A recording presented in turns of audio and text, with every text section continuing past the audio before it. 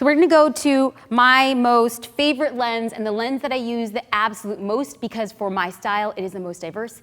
It is the Canon 50mm 1.2.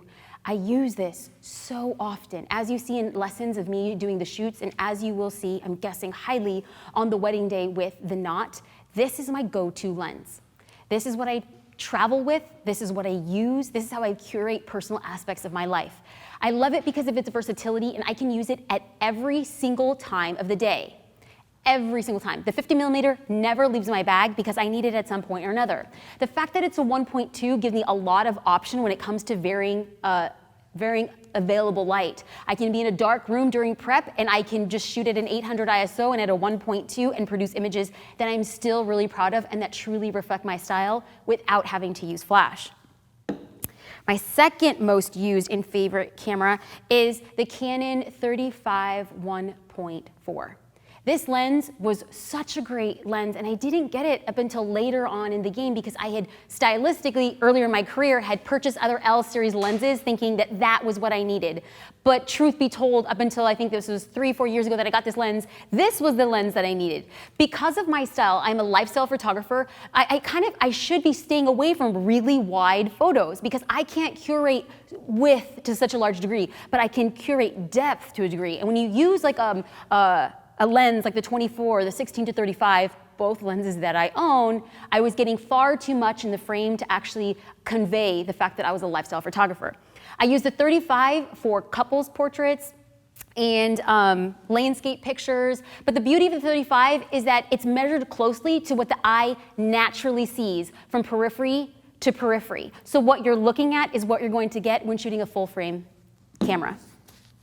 Third most used lens would be the 85 1.2. This lens is so heavy, but it's beautiful, and it works so well, and you get creamy, buttery skin tones. When shooting a bride specifically at a distance, there's something about the compression of this lens that produces such a beautiful photo, and you could really see bokeh so magnified by using this lens.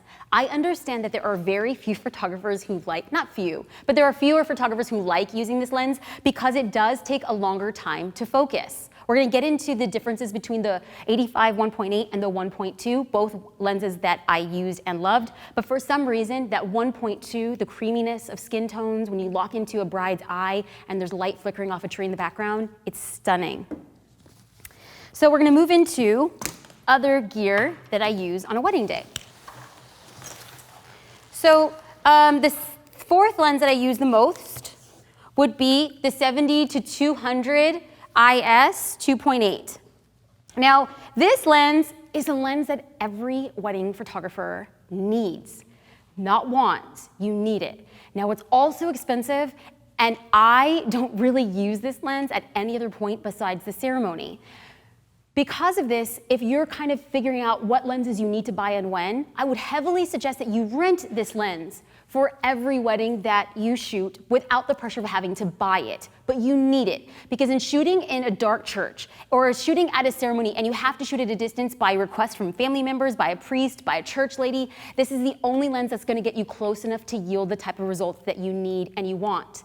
There is a 70-200 without IS, image stability. Image stability has been a life changer in really dark situations. It really does, it really is clutch. Now, if you're more of a photojournalistic photographer, this lens is amazing. That's definitely what you want to use. Now, this lens is the 100mm macro IS. This is a great lens and I love it. I wish I used it more for different parts of the day, but quite honestly, I use it just to shoot the ring. If the bodice of the dress has jewels on it, I will shoot it then, and maybe, just maybe, I might use it during the reception if I feel like there's a lot of dangling jewels that I need to get detail shots of. But this comes out of this bag maybe once a day. But I have invested in it because I know that I could not get the ring shots that I want without this lens. So now what we're gonna move into is what I call my lazy girl lens. I love it. but I don't use it as much as I did. This was the very first lens that I ever bought in my career. And I say I, and I really mean JD, because I didn't believe in myself enough, so he bought me this lens. And it was such a great lens to learn from because you were able to see width and depth. It ranges from a 24 to 70. It's a zoom lens, and I thought it was great because I thought that photographers, if you had a zoom lens, you were just legit. I mean, little did I know. And so this was such a great lens in that I was able to get diversity without having to change lenses on my camera. But I could not get the results that I wanted without shooting prime. The fact that it shoots widest at a 2.8, which is beautiful and which is lovely, was wonderful, but it wasn't what I was looking for stylistically. I really like what you can shoot at an f2, at an f1.2. Those types of results are only yielded with wider apertures that I couldn't get here. I still use this lens often. I might bring it out on a wedding day, but it's more traditionally for family photos. If I feel family photos are gonna range really quick between 4 people and then all of a sudden we have 20. I don't wanna keep on having to swap lenses, so this is a great clutch lens for that. Now what I wanna get into a little quickly are these two lenses. This is the 50mm 1.4. This is the 85mm 1.8. These are the lenses that I started with. 10 years later, they are still kicking. 10 years later, these are what JD shoots with exclusively.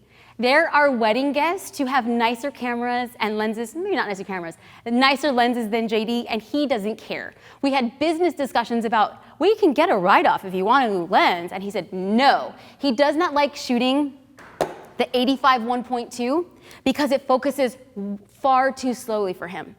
He is a slower, methodical photographer. I am the spearhead. My style is lifestyle, but JD within the lifestyle spectrum shoots a lot more photojournalistic. He does no posing. He captures moments as they happen. So you'll see him a lot more at a distance with the 85, and because these types of moments happen so quickly, he does not like the